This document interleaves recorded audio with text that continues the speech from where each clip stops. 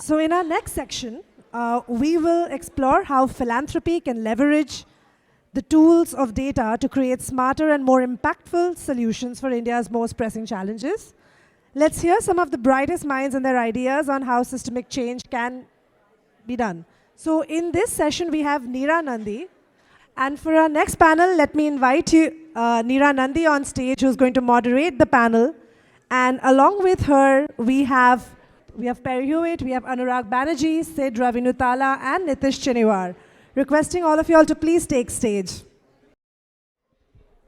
So we're moving into the most exciting topic because everybody thinks data technology and AI is going to change the world. Although, to be honest, I think gender is going to actually change the world. But this is a hot, sexy topic that I know you all want to be a part of.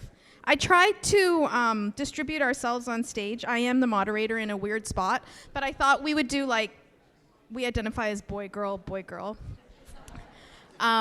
So bear with us. So our topic is data and tech, and it's exciting that we even have this topic, but it's also daunting.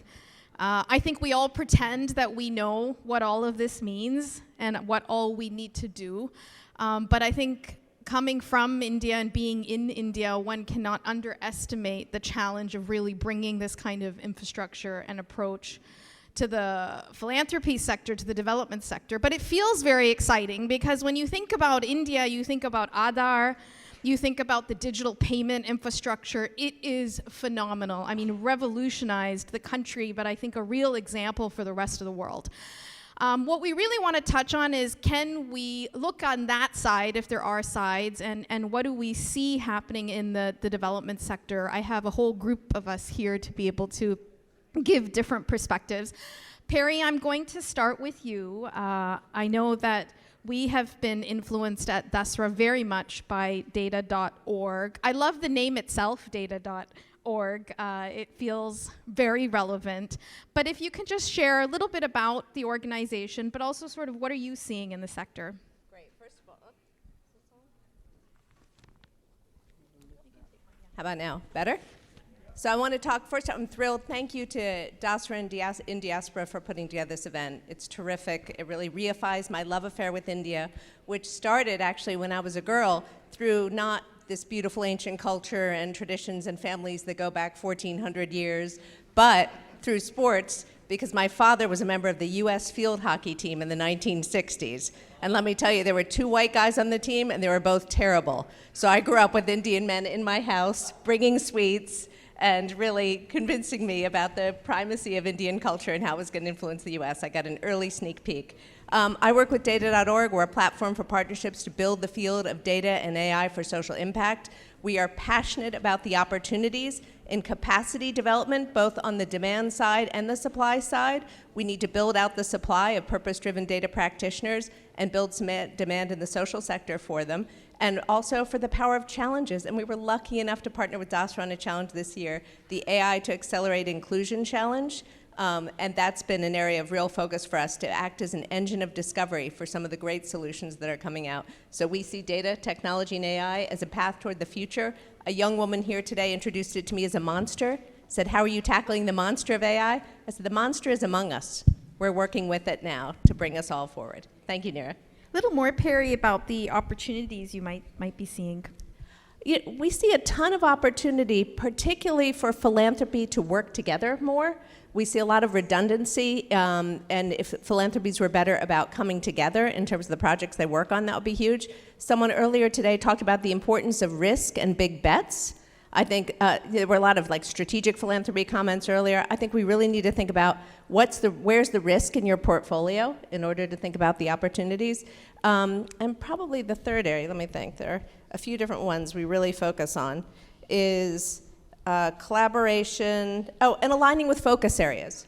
I've seen a lot of philanthropies organize themselves where data and innovation are a separate team, and they're not aligned with, say, a focus on climate or a focus on gender, the other areas, and that tends to make it a silo, and that risks having data and AI be almost a service area to the topic areas, and I think siloing that information or that capability within a philanthropy means you make very different kinds and less high impact investments. So that's something I would urge people to consider. Yeah, I think it would actually probably move more money if it was better integrated rather than fully standing out. Exactly. As Neera knows, I worked at Harvard as the first chief digital officer, which should be called like the chief electricity officer, right? Because it just should be part of everything that you do, and that's exactly what ended up happening. I think that's what starts with data and AI. You may look at it as a different capability to begin with, but it has to be integrated into functions, and too often in philanthropy, I see it as standalone.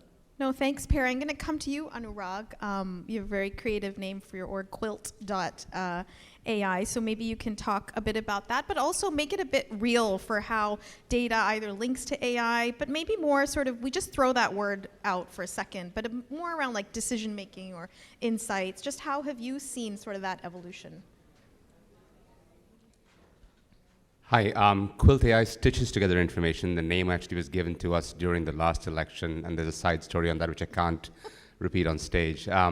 But our thesis is that the internet is the largest preserver of human data, and it is unstructured and messy, so we stitch it together, and then we run thousands of behavior change campaigns to make that data into insights, into actual actions. The name, before the company started, I was on a trip to Begusarai in Bihar to pick up our adopted son. And on the plane next to my wife and me was a lady in the Gates Foundation. And she was going to talk to teenagers about contraception. So I don't know how many of you have teenagers here, but teenagers aren't readily talking about contraception easily. So I said to her, I said, look, you should check out YouTube. And this is 2017, July. I said, no, there'll be nothing on YouTube. I'm like, no, there'll be something on YouTube for sure. So that night in a small hotel, I sent her some YouTube clips about kids in Bihar talking about condoms and putting condoms in bananas, etc. And then I said, you should now drop advertising to these kids on their streams, leverage the algorithm, as was said in the previous session. And she said, really? I said, yeah, that's how you change behavior. You change it by being where they are. So the decision making comes from insights garnered from the internet. We're a 50% for-profit, 50% non-profit company. It's a weird structure, but that's primarily what we do: pull stuff from the internet, make that into actionable stuff, and then meet the kids and the people where they live, which more or less happens to be the internet. And how have you seen that evolve over time, or in India specifically, or? Massively. In 2018, pre-COVID, people like, oh, there's nobody on the internet in India. Not true at all, right? And that evolution's happened and changed. We've run north of 10,000 behavior change campaigns in very precise ways across more than 100 countries. And now they're like, oh, you can. So when I first introduced generative content using GPT-2, people were like, that is crazy, that is illegal, that's Cambridge Analytica, all of those things. But that evolution's changed dramatically. To your point, data and AI and communication is now interwoven very, very tightly. Thanks, Anurag. And so I think we see a lot more of it, let's say, in the middle class and sort of the mainstream, but we're really trying to push in the sector. How do we sort of really move to the grassroots? So I'm excited, Nitish, to have you be able to just share how have you brought some of this to your organization that looks at sports, but also looks at tribal communities. Yeah, thank you for having us here. So I'm Nitish, founder of Bridges of Sports. So we work with tribal communities in India towards providing them a pathway towards sports excellence, because we believe as their skill is used towards sports excellence, they get a lot of socio-economic benefit in the long run. So I think when it comes to sports, initially even when we started, we tend to judge sports by just one metric of medals. And it's very tricky, especially when it comes to youth, young athletes, because we need to, I think we all know that everybody grows, for example, at different maturation rates. And two athletes might be biologically same age, but they might be at different maturation cycles. And this is a very critical thing, because we need to train athletes not by their biological age, but by their maturation ages. And as an organization, we focus on sprinting, right? So we have developed a BOS sprint model, which uses AI, tech, and data at the core of it, through which we are able to predict these maturation levels of different athletes and provide them the right training inputs. And this is equivalent to like how you can think of maybe, the rocket using the Earth's gravity to find the right exit velocity. the athletes are able to use and piggyback on their maturation levels so that they transition from junior level success to senior level success.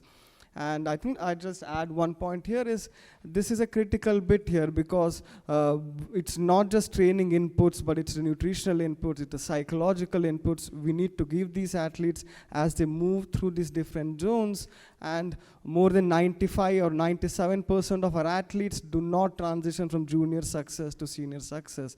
So it's a big part of how we can map athlete development, and more so by mapping and looking into tribal communities and their history and their physiologies to give better inputs for the development. And do you develop this yourselves, or is it pre-developed and you're So- changing it? I know you all have questions. We're going to come to you for questions, so don't fall asleep quite as yet. Yeah? Yes. Yes. So I think we use a lot of technologies which is already available out there. We realize there's a lot of stuff already out there, so we don't have to restart from scratch. But I think the challenge is, which as an ecosystem we need to solve, is how do we bring these various tools, tech and AI together, integrate it so that decisions can be taken at a much larger scale. I think that's a challenge which we need to address going forward. Exactly, and building those bridges that can actually be Exactly. relevant for the Yes, grassroots, yes. And right? because multiple communities, they have multiple strengths and weaknesses which can be tapped into when lots of data can be collected across the board and integrated to provide better solutions for grassroots organizations. This is a nice, yeah, go ahead, Perry. So just a quick addition there. One of the big challenges we have with athletes in the US is so much research is geared around the male body. When you think how late it was that apps like Strava or anything incorporated something for menstruation or pregnancy, it's utterly ridiculous. So I love that you are thinking about the data from the bottom up, which can really improve the way we think about it. Thank you.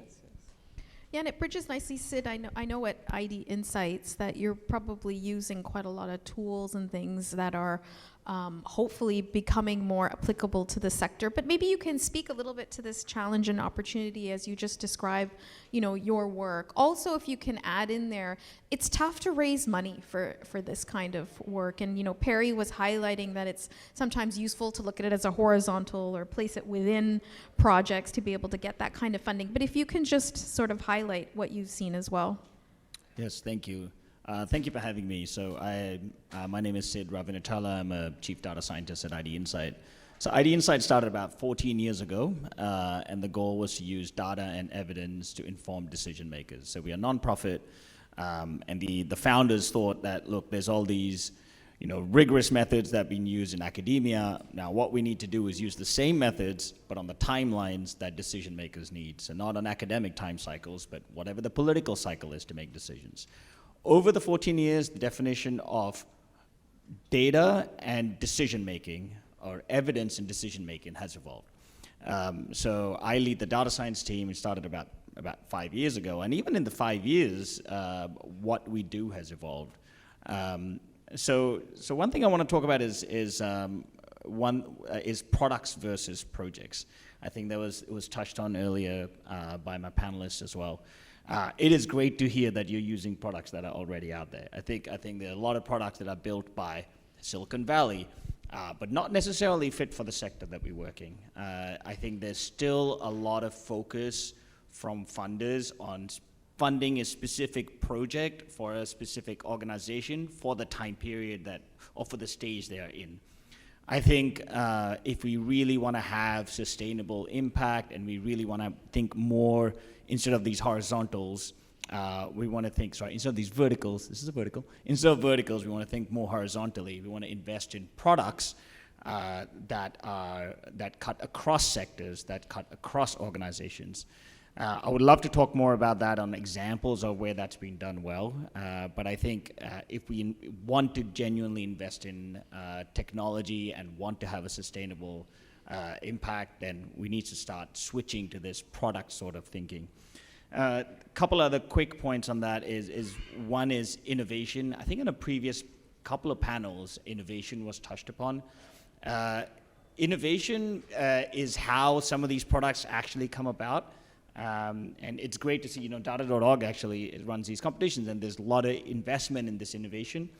One of the things about innovation is there is inherently failure in innovation. I mean, you're trying to do something that's no one's done before, right? So you are going to fail. I would encourage philanthropies to have more of an appetite for this failure, or have a bit more of a portfolio view to say, look, I'm going to invest in these 10 things, and I know that 8 of those will probably fail, but 2 of those will have a substantial impact and will lead to larger products that can have, significant impact across multiple sectors. Let me pause there. So that's something that I've been thinking a lot about, and also this is something that we've been doing at ID Insight a lot. So yeah, just to pick up on the innovation, and I wonder where is the need for the innovation to really come in and the role that philanthropy plays. Is it a ground zero kind of innovation, or is it mid? If you can just touch on that, and then Perry, I want you to really lean into the challenge stuff. Yeah. Yeah, there's different stages of that. That's exactly right. So there are funders who are investing in, Gates ran a challenge recently as well, where you're investing 50K or 100K in very early stage innovation. Does this idea even work? So there is some of that. And then there is innovation, especially now that we're in this Gen AI world where there's like about 1,000 use cases that everybody's coming up with on how Gen AI can be used. I guarantee you that 900 of those will probably not work out. But we do need to invest in it. We need to put money into it and at least try it out so we can identify the 100 that are actually useful. So there's early stage innovation for sure. There is also, I guess there's also scale. So I want to touch on this. Maybe we'll get to this in a little bit as well about knowing what is working and then scaling what is working. Yes, I'm going to come to that towards the end, but yes. So that I guess, that is like the bread and butter of ID Insight, and we've been doing this for a long time. Knowing what is working requires investment. And an example is we have friends from Educate Girls here, and they've been working on finding and educating out-of-school girls for a very long time. And they recently had an RCT that had an incredible effect size. I mean, for people who are not familiar with it, if you get 0.2 standard deviations, it's great. 0.8, that's pretty amazing. Like over 1 standard deviation is like unheard of. It's like incredible. But without investment in data systems and this sort of impact evaluations, you never find those innovations that are working, so you can invest in them and scale them from there. No, thanks. Perry, just to pick up on sort of this whole piece of innovation, we do these challenges and we're thrilled to be partnering with you on the challenges. But I know as a jury member and going through some of those folks that have applied, it's really difficult to figure out how much of an investment will really make a difference, and do these organizations actually have capabilities and infrastructure? And so really, is the challenge just the beginning of it? Like, how do you see this fitting into what you're trying to achieve and what the sector needs? So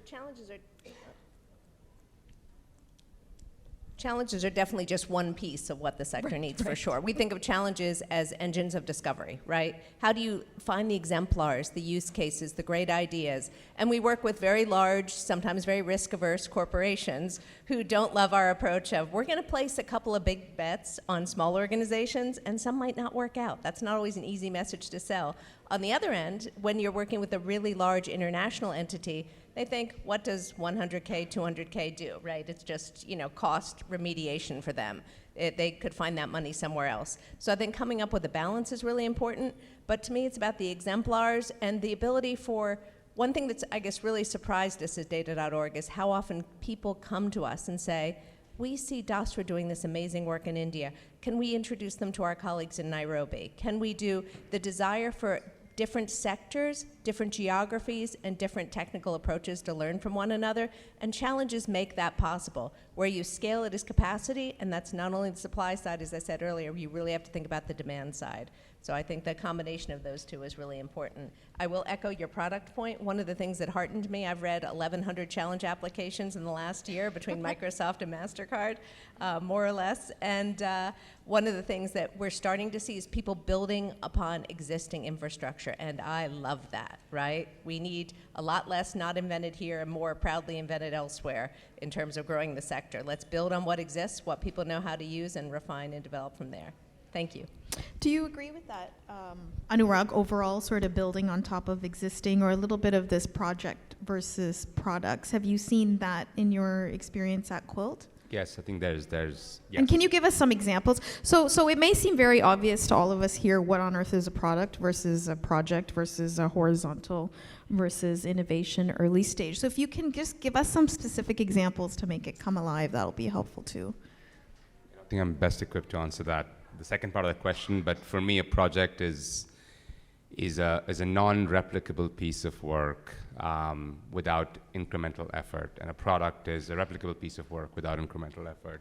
But the horizontal and exemplars are not qualified to go there. No, that's a helpful start. But just to build on sort of what are you seeing, to Perry's point, that as well as to Sid's, that we build on top of existing infrastructure. Yeah, I think I'm seeing a lot.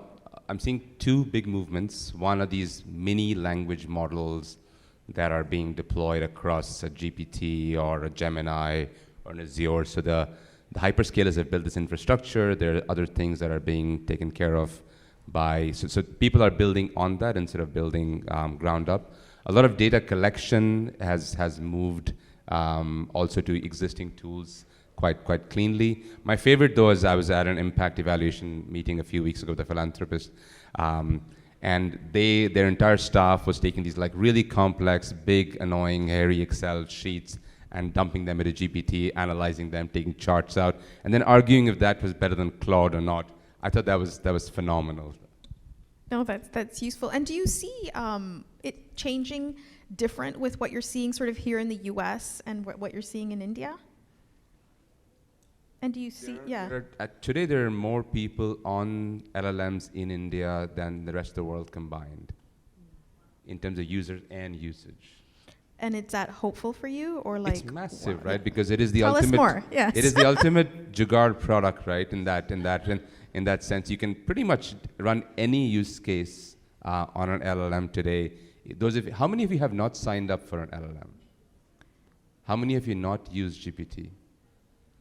Okay, no. Please, someone look at this. How many you have? You're going to call out on people and you're going to feel super awkward. But yeah, that's why no one's raising their hand. I think there's, the best investment so we support about 200 NGOs that have less than $2 million as an annual budget. And the first thing we've done for them in the last 12 months is essentially, get all of them a license on the 5 LLMs. That's $20 a month. And it has transformed so much of their data manipulation, measurement, and then reporting capabilities. So that if you aren't using it aggressively, which is, I would say, 15 times a day, then you're definitely being left behind on the tech curve. Anurag, we should set up a table there at lunchtime, so everyone who hasn't signed up will just sign you up. There you go. And see how it works. We just voluntold you.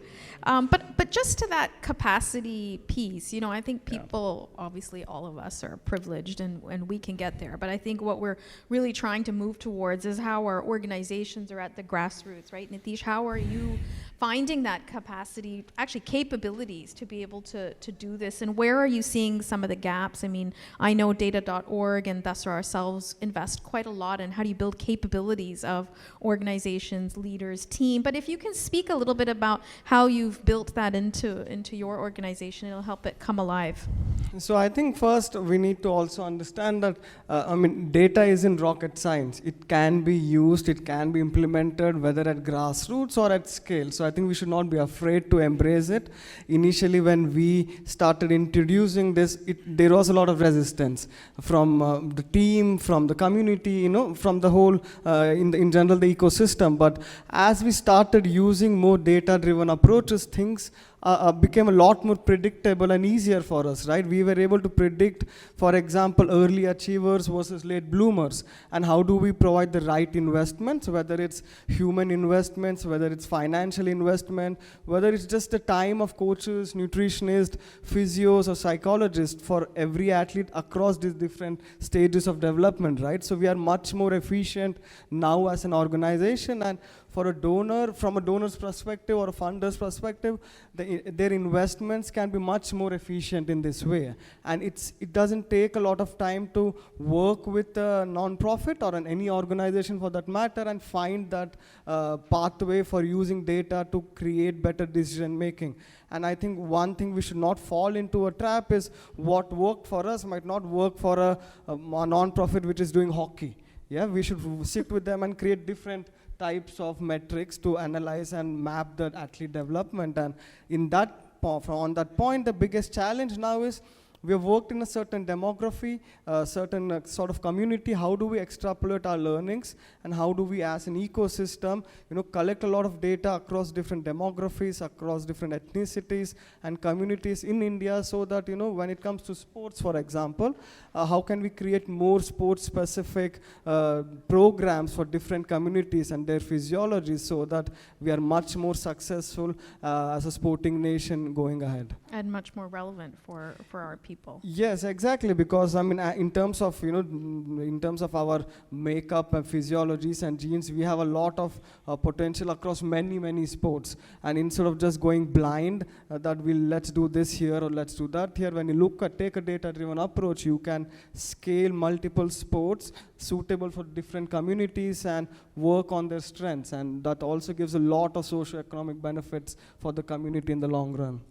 Yeah, I mean, Sid, I'm going to come to you, and then I'm going to open it up to questions from the audience. But Sid, just hearing Nitish and also a little bit of what Anurag and Perry have spoken to, I think as ID Insights, you would have seen a real role and an even more valuable role to play on sort of some of what Nitish is saying. We can't lean on NGOs and nonprofits themselves to be able to take and aggregate. And so if you can just speak a little bit to the evolving role that ID Insights is seeing, and also the role that philanthropy therefore plays to fund that kind of work, because it's very hesitant, right, to lean in. And yes, everyone, don't give the evaluation example. Everybody understands how you use it for evaluation. So a little bit around programmatic kind of data, or data that helps you go to, I know Educate Girls has that, helps you go to invisible places, identify gaps, a little bit of where algorithms might be useful, how things get organized. If you can just touch on that as well. Yeah, sure. Thank you. So one thing one advice I've been giving organizations, especially this new phase of AI everything, is don't build your own thing. And that's like step one. Take something off the shelf, try it out. Even if you can raise money for it. Even if you can raise money for it, take something off the shelf, because it's very hard to articulate what you really want. Will this actually fit your exact business problem? Take something off the shelf, try it out. It doesn't work, abandon it. It's going to cost you almost nothing, like a monthly subscription to something, right? But having said that, there's some cases where there is nothing on the shelf, or your problem is very, very unique.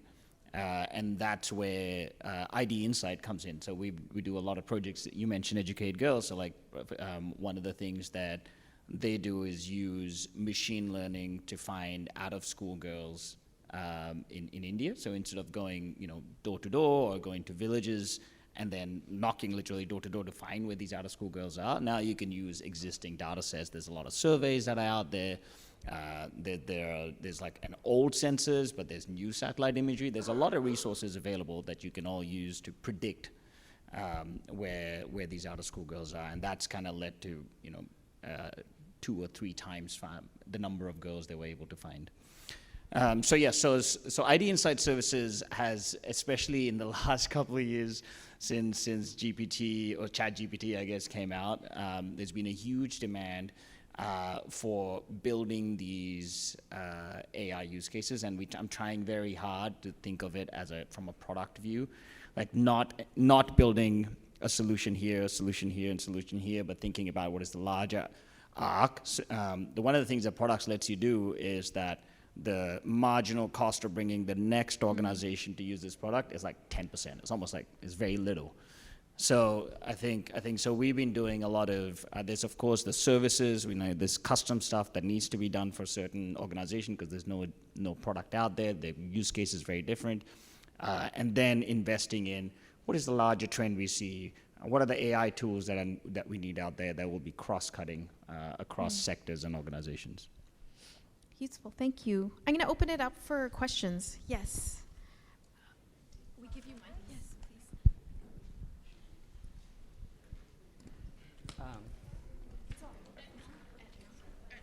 Hello?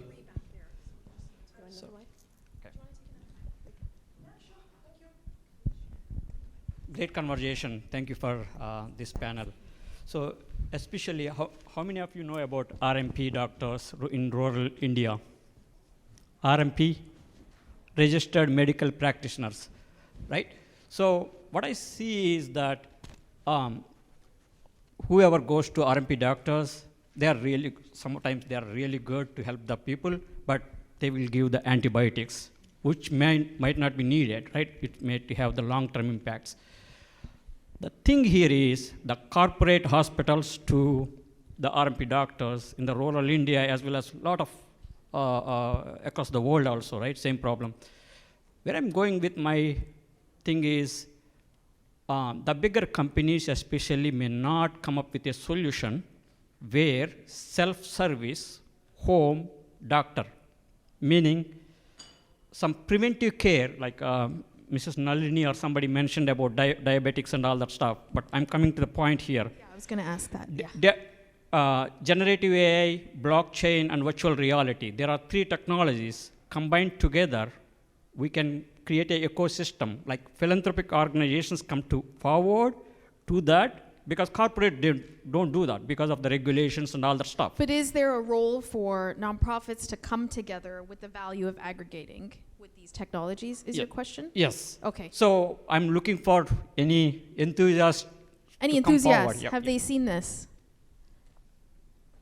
I think part of the question you're asking is, how do we get philanthropy to fund ecosystems and not one-off projects? Correct. Which I think is something Not collaborating. world, Yeah. but I'm looking for more. which is something we really wrestle with as well. So we work on the Epiverse Public Health Project, which is digital public goods trying to prevent the next global pandemic.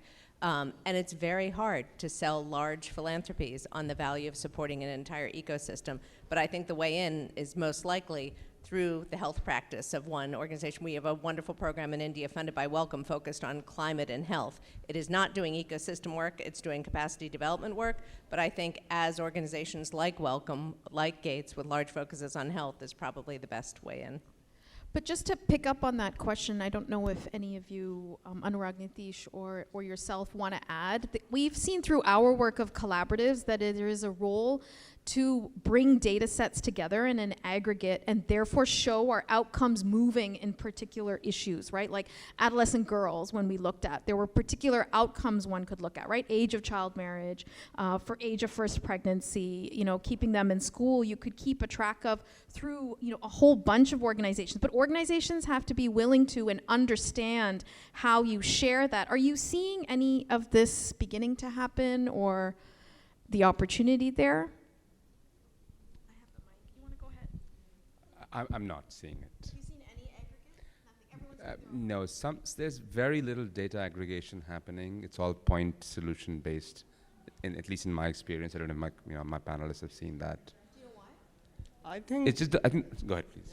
So I think one thing we need to understand is, especially when it comes to lots of different non-profits, even though they work in the same sector, the way they are looking at success or progress is very, very different. And the challenge is, how do we find the common points across the spectrum of things they are trying to do and create this unique model or integrated model, which in my perspective might not be needed. I feel there are platforms, technology platforms where data aggregation can be done and looked into to make better decisions. You don't need to think about, can we have one single platform which all education nonprofits can use and measure success, because we all nonprofits exist to solve problems which aren't solved, and all these problems are very, very unique, and everybody's trying to solve it in different ways. So I think that's at least my perspective on that.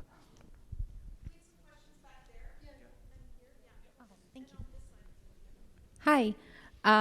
So my question is more about general AI, but considering that we have increasing, you're advocating for increasing the role of AI and using AI more, we cannot ignore the impact, the reports that are coming out about the impact on climate. And as a country that's also struggling with climate change, increasing reliance on AI means increased demands for energy and hence a deprioritization, I say, of transition to renewable energy, for instance. So how do you see these two intersections reconciling, I guess?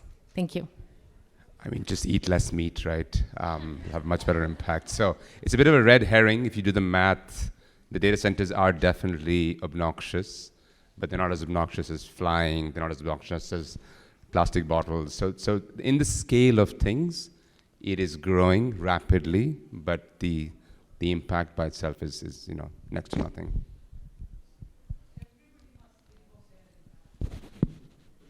I agree. Let's eat less meat. Yeah. Hi, thank you so much. My name is Anushka and I work at JPAL. All of this talk about impact evaluations like music to my ears, but I don't want to talk about that. We were encouraged to think about a cause that's very close to our heart, and that for me is gender-based violence. So I kind of want to marry this session with the last session and ask you about that. Gender-based violence already is a big problem in India, and you add technology and data on top of that, and you get tech-facilitated GBV and misuse of data. So I'm wondering curious if any of you have thought about that and are addressing it, and if yes, then how? Thank you.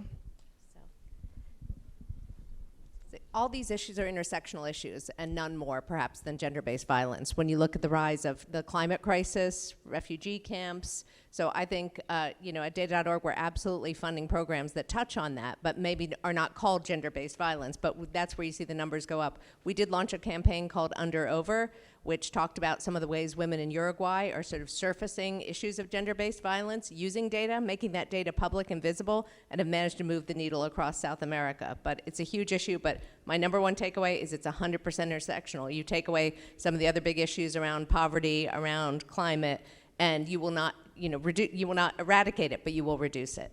Thank you.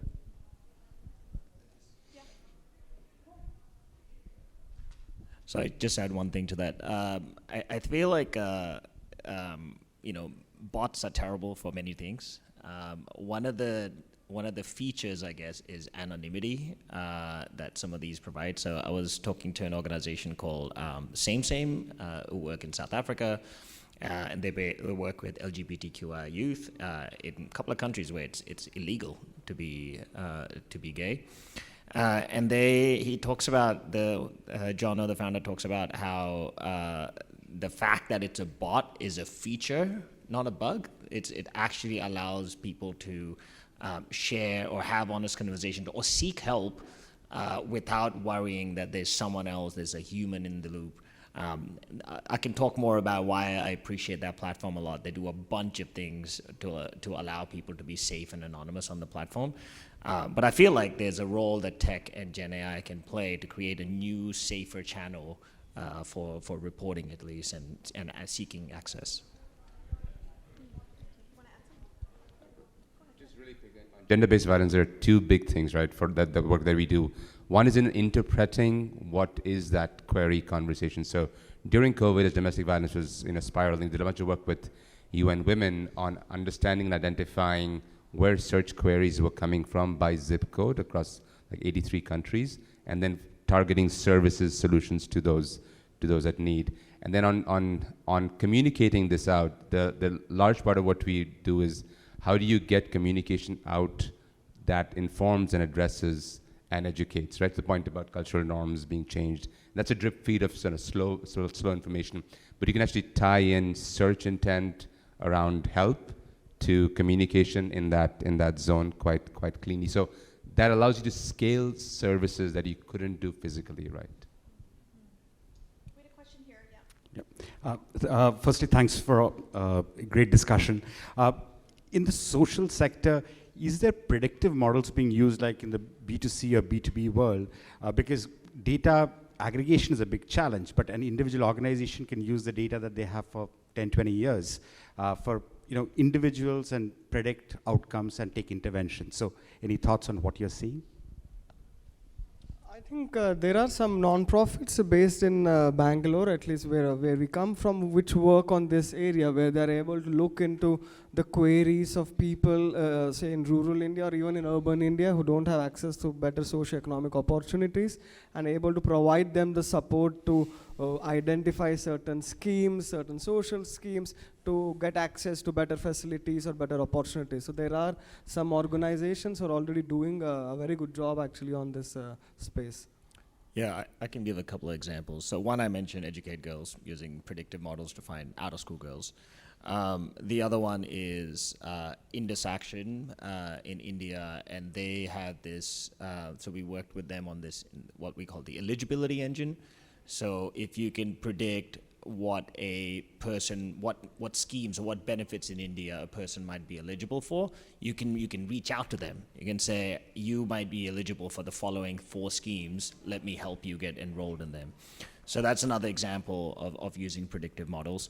The Kenyan government has used predictive models to target, I think they have it's called social health insurance fund, I think, so to target, to figure out what people's contribution should be. So anyway, so there's like a range of things that predictive models can be used for.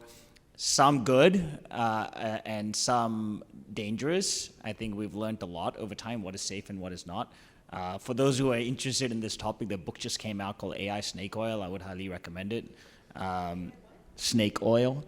And it's worth looking into. But yeah, so I think there's a lot of use, a lot of misuse as well of predictive models in the social sector.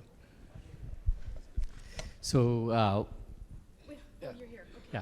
So great conversation, and Sid, I really liked your comment on data to decision. I work with district TB officers in India. We have a nonprofit in India. I'm an infectious disease doctor here. And what I find is they take all the data and put it on the shelf.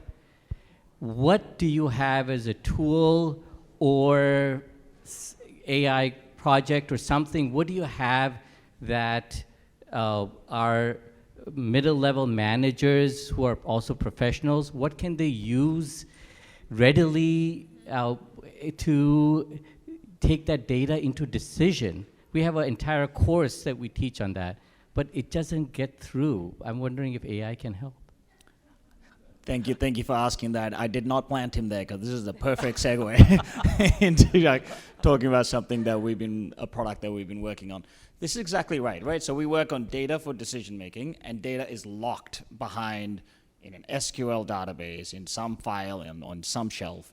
And traditionally what we would do is we help an organization build these beautiful data pipelines and then put a dashboard in front of it, right? That's how they interface with the data. Dashboards, for anyone who's built one or used one, are limited in numerous ways, right? Usage is very low. It can't be everything for everybody.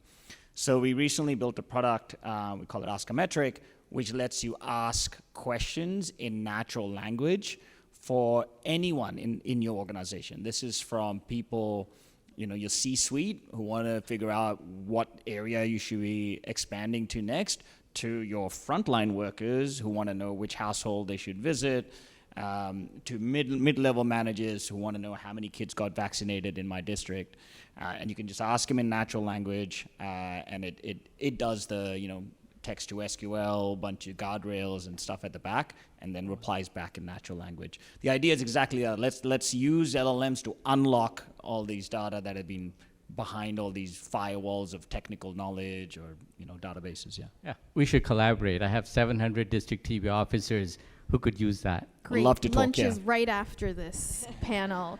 Okay, folks, we're out of time for questions. We're just going to have a wrap-up rapid fire amongst ourselves with our closing question, which is, if there's one misconception about data for social impact that needs to be shattered immediately, what would it be?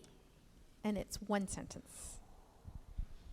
I think I can start with sports, because that's what we do. I think for sports in India, we should start moving away from investing on individuals and invest on systems, because that's what's going to create the future pipeline and develop Indian sports in the right direction.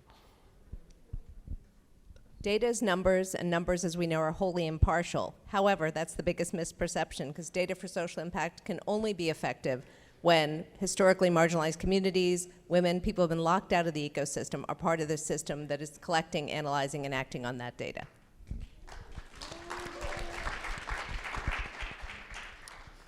That's tough to follow.